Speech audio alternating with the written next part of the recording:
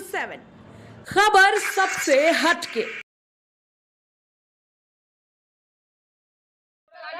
राहुल गांधी ने कहा है कि रोजगार है वो भारत में रोजगार की समस्या है, चीन हो या वियतनाम वहाँ रोजगार की समस्या नहीं है।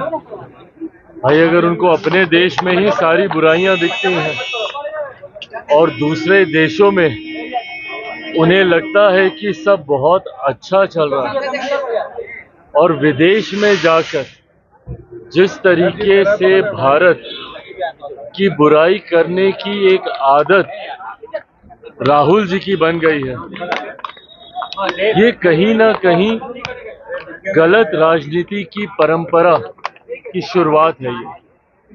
ये आपसी मतभेद जरूर हो सकते हैं और सत्ता पक्ष विपक्ष में हमेशा से रहे, पर विदेशी मंच पर जाकर अपने राजनीतिक मतभेदों को अपने व्यक्तिगत राजनीतिक लाभ के लिए इस तरीके से इस्तेमाल कर अपने ही देश की बुराई करना, ये कहीं से उचित नहीं है।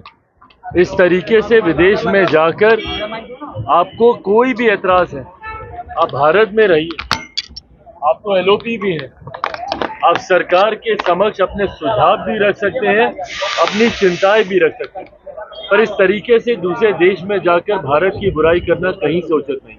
सैम पित्रोदा ने कहा है कि बीजेपी करोड़ों रुपया खर्च करके प्रचार करती है, लेकिन राहुल गांधी ठीक उनका विपरीत है। और राहुल गांधी पप्पू ने वो उच्च शिक्षित है, वो किसी के विषय पर भी गहरी सोच रखने वाले राजनीतिक।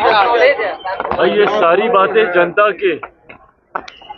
जनता के डोमेन में है, पब्लिक प्लेटफॉर्म में है।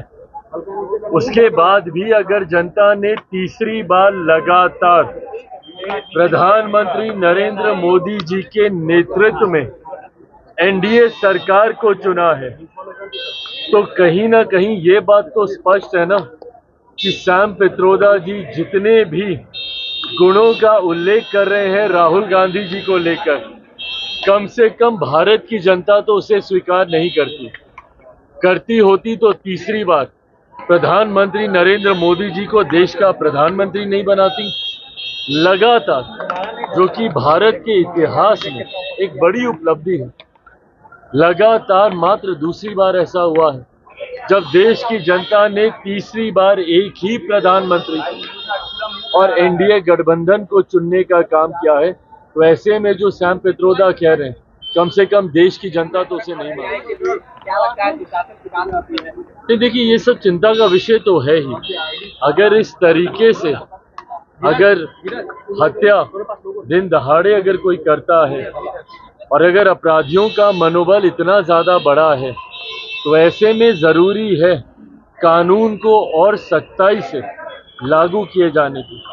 जब तक अपराधी के मन में भय नहीं आएगा, तब तक इस तरीके की घटना घटती रहेगी।